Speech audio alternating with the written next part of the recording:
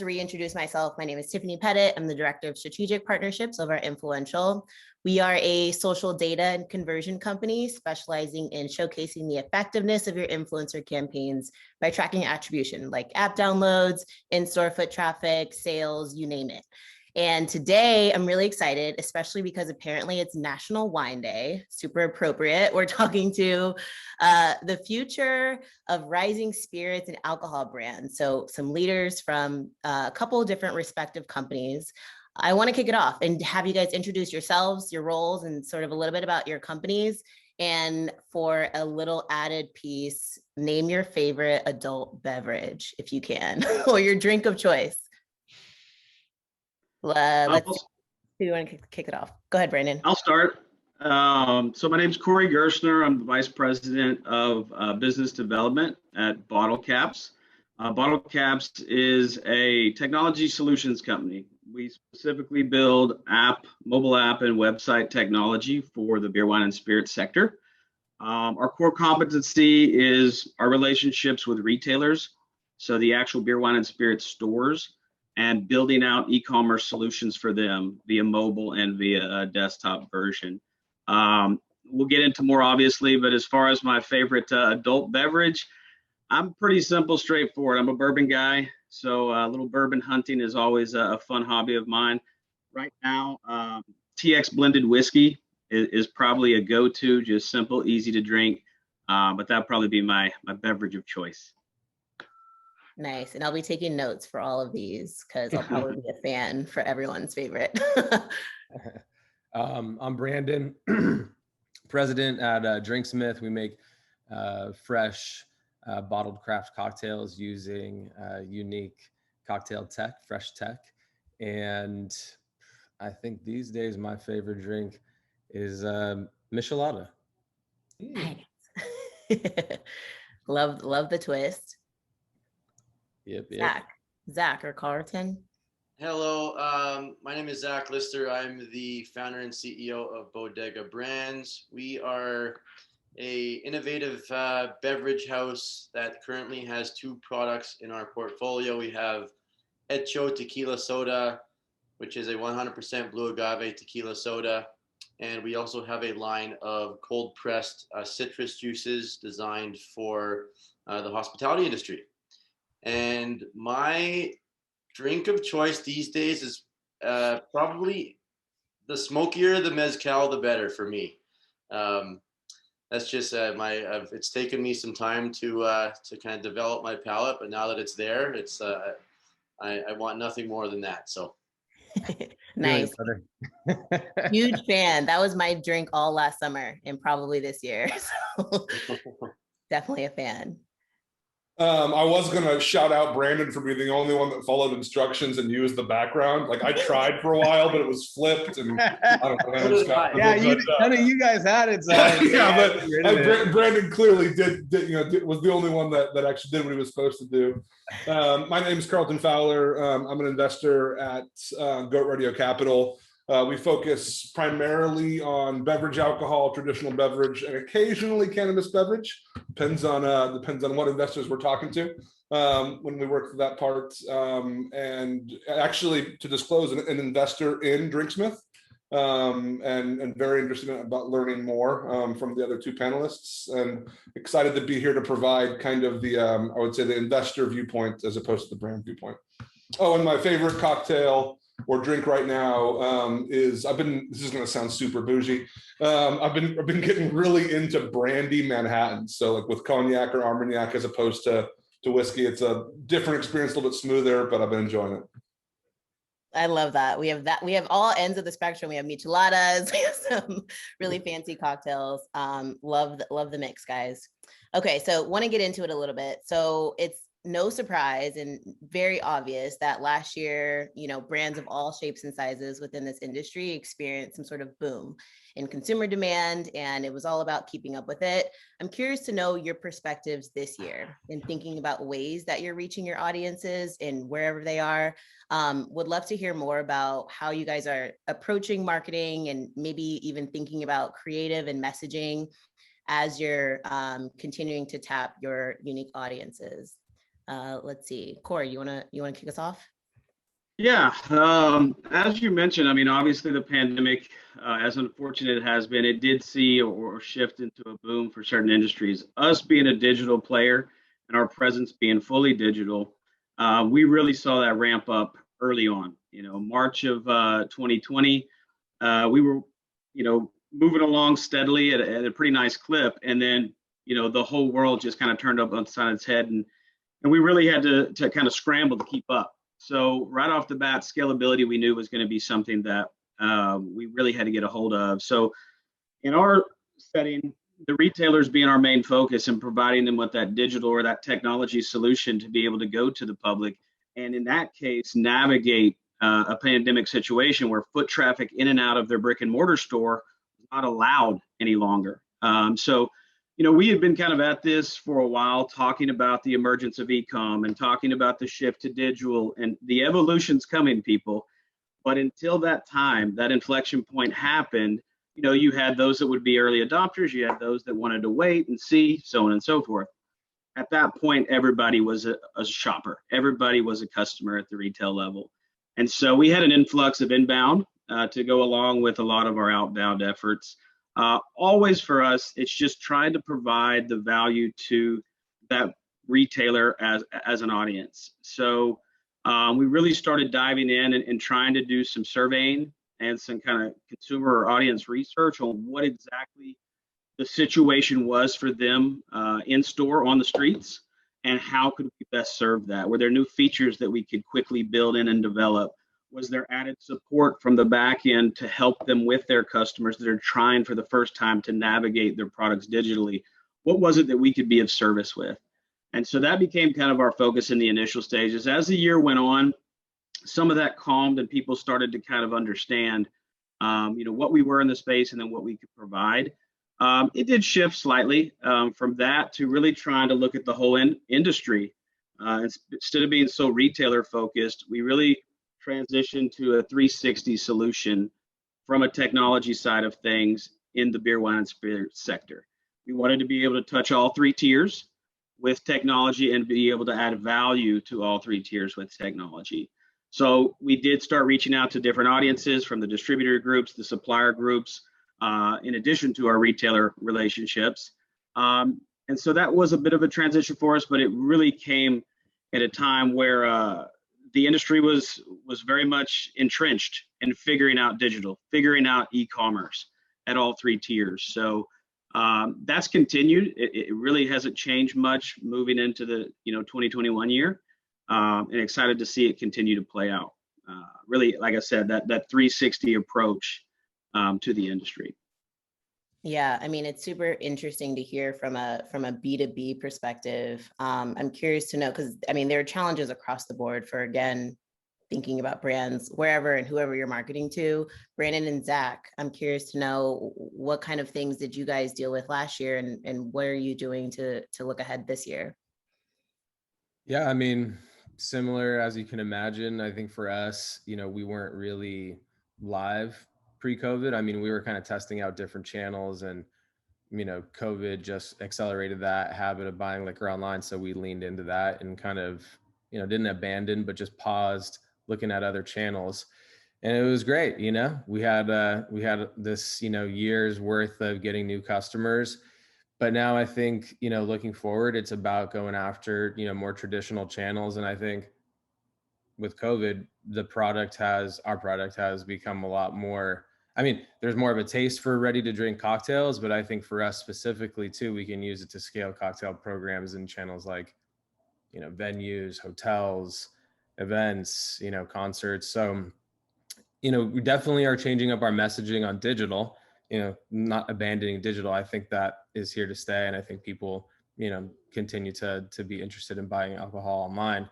And we have our creative, with people going out, camping at the beach, so you just try and hit all of these, these things that you believe people are going to start doing. We used to be in the house. Now we're going back out. So make the marketing, show that. But, the bigger fish to fry for us is, expanding beyond digital. I think for other brands, it was like they were mostly in the traditional channel, and then COVID hit and they were like, whoa, how do I do, e-commerce, which, I'm sure, for Corey, that was probably awesome just to have all of that, that activity. For us, it was like, well, we knew how to do digital. Now it's how do we get back into the traditional channel? So that's a story for us. Got it. Yeah, that makes sense. Brandon, it's good to connect with you again. I know we were in touch. It must have been a couple of years ago when we were both first getting our feet off the ground with both of our brands, and it's been amazing to see the progress you guys have made, and hopefully we can collaborate at some point down the road. I know we talked about working together with helping out with each other's supply chain and stuff like that, and so anyways, just really good to see you again, good to connect. Yeah, good to see you too. We were we were a little late to the e-commerce party with Echo Tequila Soda, just because personally I just wasn't really familiar with it in the alcohol space. I mean, my background is in cold pressed juice, and so when I started my juice company about 6 years ago, we had developed these detox programs, these juice cleanses, and that was really my first introduction into how explosive your online marketing can be in this type of category. And we did really well with regards to the cold pressed juice side when we were entering traditional retail stores, and then servicing customers through these online programs. And since getting into the alcohol space, I just wasn't as familiar with it. Obviously, the supply chain works a little differently. There's a lot more regulations when it comes to state by state, or in fact being in Canada or the US. So something that we didn't invest a whole lot of initially, and then we continue to get a lot of inbound leads, inbound customer requests from markets that we didn't currently have distribution. And so for me, I was just like, well, what's the best way to reach these consumers? It's obviously got to be through direct deliveries. And so we ended up exploring a few different opportunities with some fulfillment platforms, and we're actually pretty pleased with the results that we're seeing now. And there's a lot of companies popping up now, whether it's Speakeasy is a good one, and there's a lot of these fulfillment platforms that have done a great job. And mind you, everybody is still learning a lot. There's always going to be bumps in the road, with regards to fulfillment and with regards to customer service, and to Brandon's point, it's kind of like going back to the traditional methods of distribution and figuring out how to maintain your online presence. And are people going to continue to want to order online when the world is opening up again and we can actually go out and socialize a little more?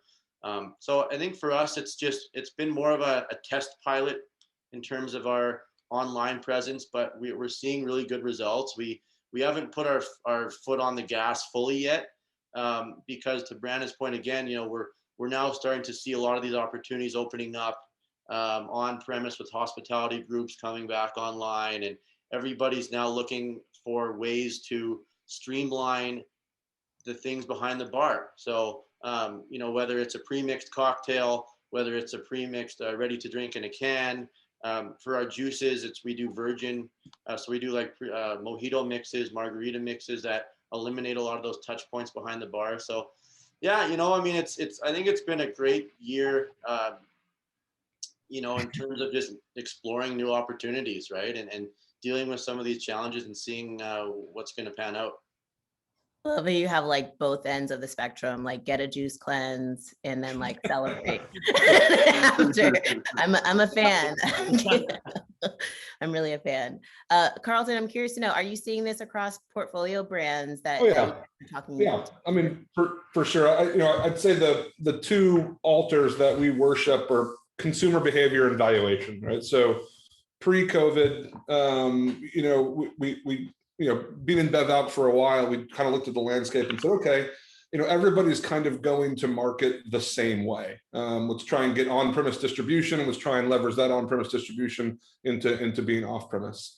And whenever a trade gets crowded like that, we tend to try and go the other way. So we were pretty heavily bought in to this idea of D2C, whether it's lowercase D2C or uppercase D2C. And the way we differentiate that is, some subsections of Bev out can actually truly go direct to consumer. Some aspects of wine can do it legally. That's uppercase D2C. Lowercase D2C is just the consumer feels that they bought it from a brand and it came to them, even though it had to matriculate through the whole system. But in either event, we were a big believer on that, just because that's where consumer behavior was going. It's always been very interesting to us. Again, pre-COVID, the e-com penetration rate in Bev Alc was under 2%. And then you juxtapose that to averages across other fast-moving consumer goods categories of like 15 to 20%. You go, okay, there's an order of magnitude change that has to happen here just to catch up. So this is probably where we should be playing. And then you have to decide how to go about playing that. And the other thing that really struck us was, also beverage alcohol happens to have higher basket charges than other consumer goods. So, if the fundamental hard part of e-commerce and D2C is the shipping cost being added to the transaction, and alcohol has basket sizes larger than average than other consumer goods, then it should follow that you should have a better penetration in Bev Alc. And you didn't. So we're like, okay, this is a place where we can make a bet that it's going to start to catch up. And COVID did a lot to close that gap. I still think there's a lot of room to run. And we kind of came at it from two ways. Platforms like Speakeasy, brands like DRYNXMYTH that are oriented towards e-commerce. Coming out of it, I think everyone here is correct in that, like, omni-channel didn't go away. The toothpaste doesn't go back in the tube as far as e-commerce. People still like to use this to get a hold of whatever they want and have it delivered to their doorstep. But that also doesn't mean that the behavior is not going to change for a little while and have people kind of go out into the world, resume shopping, et cetera. So now we're just as focused on who's the best at integrating their digital world and their retail world, because no one grew that muscle. Before, everyone had a really great, in the real world muscle. And in the pandemic, the best brands developed a really good muscle to go direct to consumer. Now we're going to wait and see who's great at omni-channel. And that's where we think the valuation and the upside will lie. Got it. Yeah, that's super fascinating to hear. I want to shift gears a little bit and talk about the creative process, which I feel like is very integral to sort of like spirits and alcohol brand category. And then the role of social, just knowing that a lot of your efforts have been, e-com or D2C focused. Curious to know, what does that process look like creatively? Are you guys leveraging creative agency partners, influencer partners to do, create content on their own at home, knowing the kind of state that we're in? What does that look like for you guys? Yeah. I mean, you're not talking about product. You're just talking about marketing, right? Marketing. Yeah. Pretty much. I mean, curious to know about product too, but more specifically marketing for the room. Yeah, I'll stick with marketing. Yeah, I mean, for us, we have influencers that back each product. So that was key for us. I feel like, a lot of other brands will kind of use influencers and it's like a one and done type of thing, or, they'll get a post on organic social and they'll kind of, be thinking that that's going to drive something for them. I think for us, we realized that organic social is really tough to get good traction on. It's hard to draw the line between, an influencer posting on their channel and how that impacts traffic to your site and sales. There's not great tools for that unless you have your influencers, on like an affiliate program where you can actually see people clicking through their link in their bio.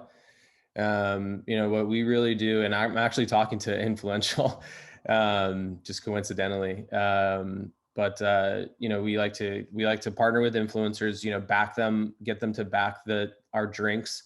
That's kind of like our version of a give back. It's not a version, it is a give back. They get paid on unit sales. So that's been, non-insignificant income for the team. And at this point, we have like almost 20 influencers and we get people applying every day. So we have this little funnel on our site where you can submit a drink and become a DRYNXMYTH drink maker and get paid on your sales. But then we also have an affiliate program as well. But I think the biggest thing for us is using influencers as kind of like partner marketers. We get access to their Facebook accounts and go after their engagers with our ads. And then we use their content in our paid advertising, which is really where we see the most impact. Organic social, way less. Paid advertising is really where, the bread and butter is. I think that's where it should be for any brand. Couldn't agree more. Zack? Yeah. I mean, our experience is similar, certainly on the influencer side of things. we have kind of really three subsets of audiences that we work with. The B2B, promoting or selling to the actual retailer, that stayed pretty traditional. We use email marketing campaigns, we use social, we kind of reach them where they are and provide a solution. But when we work through some of our other products, we have a marketplace app and website, similar to some of the others called Bottle Rover. And so for that, we've really leveraged the influencer marketing tactic and really allowing them to showcase the whole shopping journey.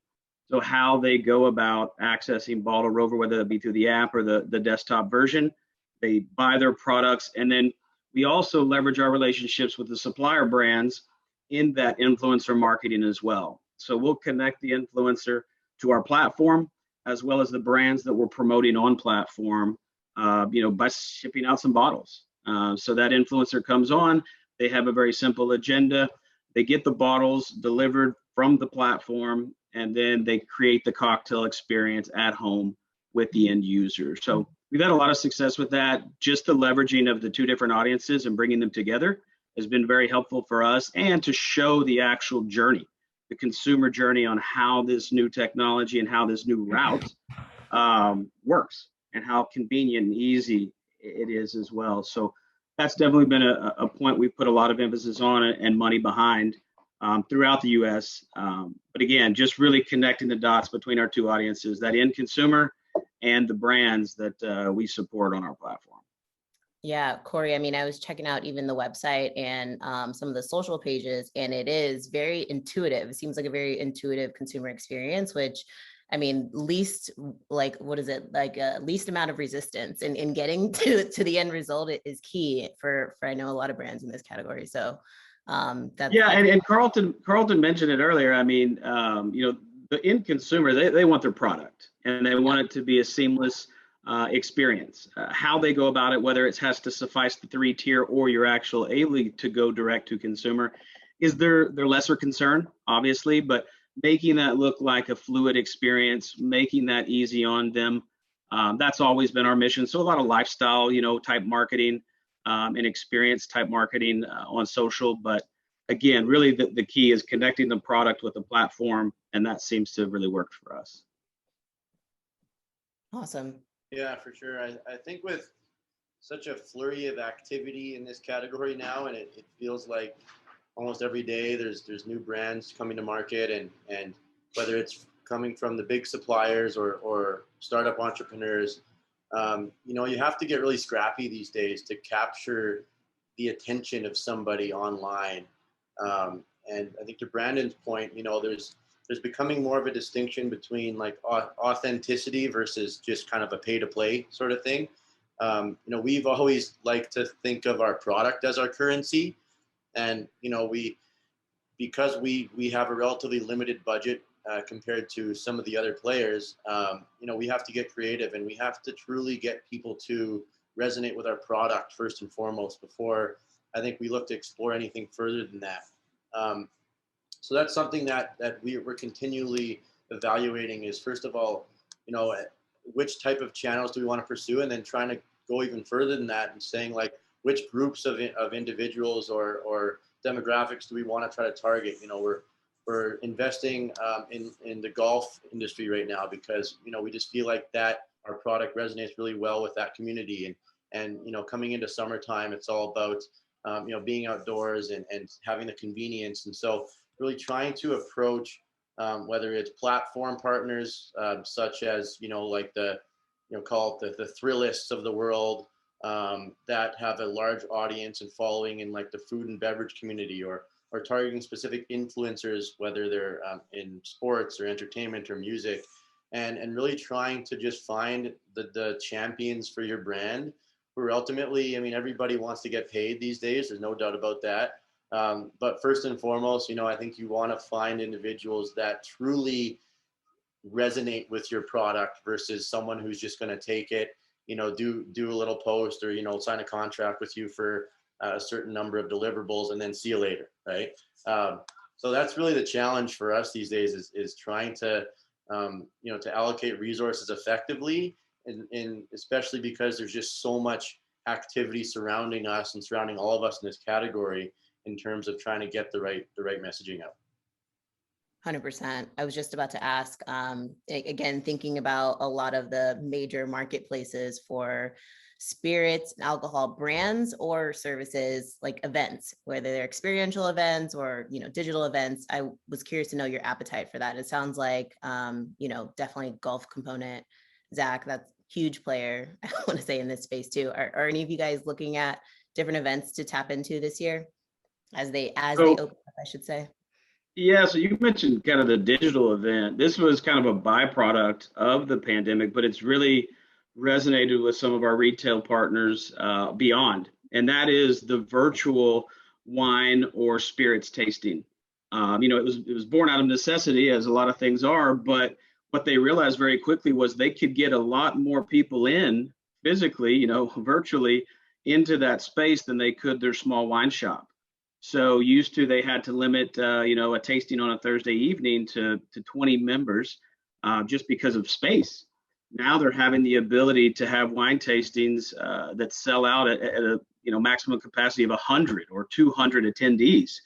So for those kind of digital experiences, that's something that was new. It was tested through the pandemic, but it's thrived since then as we come out the back end. So I think there's going to be a lot of situations similar to that. That's one just example of what we've seen.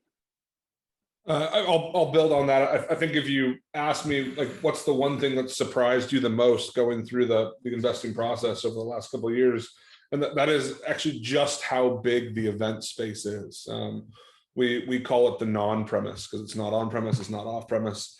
And like, especially with from a very tactical level, like the amount of T&E from big corporate budgets that didn't get spent last year and that is going to get dumped back into culture building and this like acclimation of employees and folks at some of these places. Like we're pretty heavily invested in that space just because but what like new ways of tackling that space, like we want to find the right way to serve the non-premise, and some of that might be through digital events. Some of that might be through packages that are easier for some of the small and medium-sized businesses rather than just the Fortune 500 to use. Some of it might be custom solutions for that for Fortune 500. And when you also kind of layer in some of the bigger in real life events coming back, some of the festivals, some of the conferences, et cetera, I think that's a space that brands and marketers should be very focused on, because we're focused on it, and we have money to deploy in that space. Yeah, we're seeing that a lot too across like entertainment clients who couldn't do anything to promote films in studios or anything like that, and now are really going at it this year. I want to chat a little bit about, there's some questions that are rolling in. Someone's asking, what's been your most successful marketing program since you've launched? Most successful marketing program?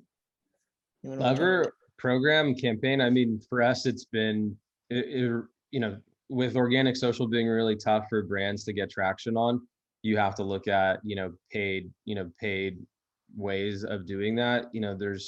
There's various ways of kind of getting out on digital and driving traffic to your site. You can do affiliate, you can do, SEO, blogging. By and large, the quickest, fastest way to get scale and get traffic to your site is paid ads. Facebook, Google.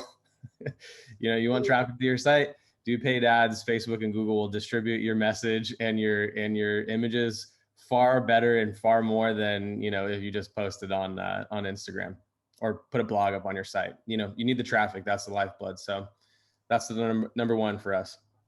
I think a lot of it too, we've seen a lot of success actually in contesting and giveaways, in aligning with some relatively large digital platforms and investing in effectively capturing their audience to drive traffic to your page, your Instagram page, your website, calls to action. I think we will continue to invest as much as we can in strategic giveaways. I think those are really, everybody's always interested in giving you their information in exchange for something, right? Now the one thing you find with those sometimes is how genuine is the giveaway. Is it something like, if we're a tequila company, we need to be making sure that we're aligning our messaging in the giveaway with something that hopefully is in line with our brand, like a trip to Mexico or something like that. Maybe not necessarily like a trip to the ski hill in Calgary in the middle of winter, although it's not a bad place to drink tequila. I think for us, yeah, we're seeing a lot of really good engagement when it comes to those sorts of channels. And so those are also pay to play opportunities because nobody is giving away their real estate for free. But I think that's something that we've seen a lot of success in.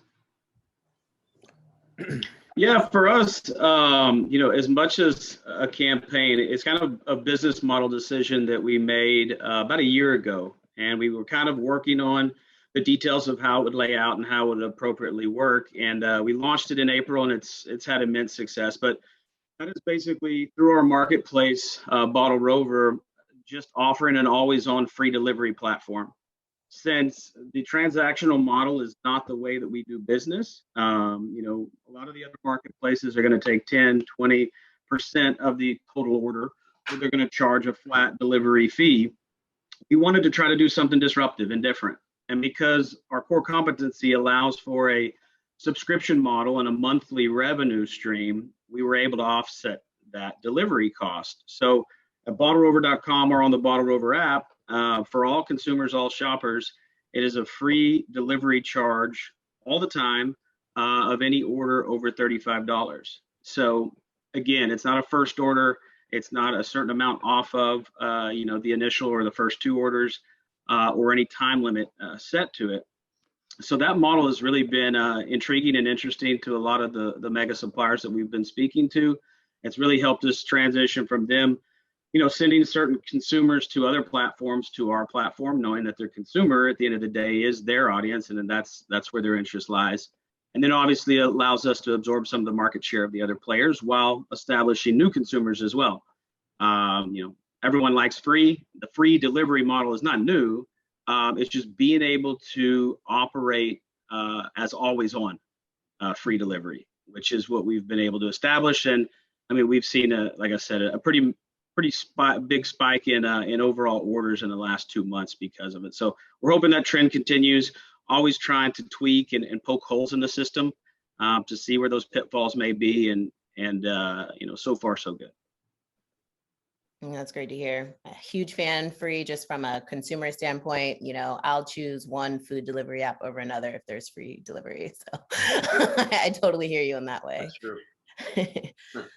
I want to jump into another question before we run out of time. They're asking from a consumer perspective, are you guys engaging with brands differently this year? Are there any specific larger brands that you've been a huge fan of in their marketing programs, or just in general as consumers? How are you guys engaging with brands that you favor out there? I'm engaging with them on Instagram. I'm swiping through, I'm clicking on their ads, then I'm going to Facebook ads live. I'm looking at what kind of content. I mean, there's a lot of great brands out there on D2C that I think are, interesting to follow. Magic Spoon, is one of mine. Oatly, I love their marketing. They're creative. They have this one commercial with the two kids that are they're talking out while they're throwing out the trash, and they're complaining about how their parents still drink milk. It's pretty funny. You should look it up. Anyways, those are mine. Nice. Carlton. I kind of similar to Brendan. I try and look at ads that aren't in BevAlc or traditional beverage, since that's where I kind of look at them more critically. I'm a complete sucker for most subscription boxes on anything. Those get me pretty good. If I don't have to if I can find ways to waste money on gear that I don't need and it comes in a monthly format, that's a really good way to go ahead and get me. I like some of the stuff as grocery is also moving online. So similar to what Brendan said as well, looking at how some of the food companies are handling this transition from 90% of people shopping in the grocery store to all of a sudden the majority not for a period of time. That caught my eye as well. Copy that. Zach? Yeah, I'd say I'm follow suit with Carlton. I feel like the algorithms are getting better and better by the day. So they're just really able to, you know, to target you specifically with certain things and ultimately convince you to purchase something that you might not need. So, you know, I've obviously been very much in tune with the golf industry, and you're seeing a lot of really cool kind of like lifestyle brands popping up in the golf world that have some pretty good e-commerce programs. One of them is called Malvin Golf. They've really done a good job, I think, catering to you know, the type of audience that is interested in the game. It might not necessarily be like an avid golf player, like a player, but someone who wants to get into it, and then they're the one who's introducing you to it and getting you to buy their merchandise, getting you to buy their apparel, their hats, their you know their golf shoes and those sorts of things. And I think they've, you know, groups like that are doing a really good job now, just really attacking the right type of consumer. And then hopefully what you're doing now is developing someone like myself into a repeat buyer. And I think so what you're going to see now is in the Bev Alc space, hopefully with the online movement, it's going to be a similar trend where you can effectively create products that are giving customers the opportunity to develop a bit of a relationship with. You know, that's awesome. I share the same sentiment. I am a D2C marketer's dream. I'm an Instagram ad person's dream in general. And if I could do it in a way that doesn't make me have to, you know, run errands across the town, and I can do it in ease of an app, I'm here for it. So I applaud all of you for your efforts, and super excited to see more to come, especially as summer is right around the corner. And I have several weddings and bachelorettes to plan for. So alcohol will definitely be on the mind. Thank you guys so much for the time today. Pleasure to meet. Thanks for having us on. Bye, everybody. Thanks, Zach. Thanks, Carlton. Thanks, Corey. Thanks, Tiffanie.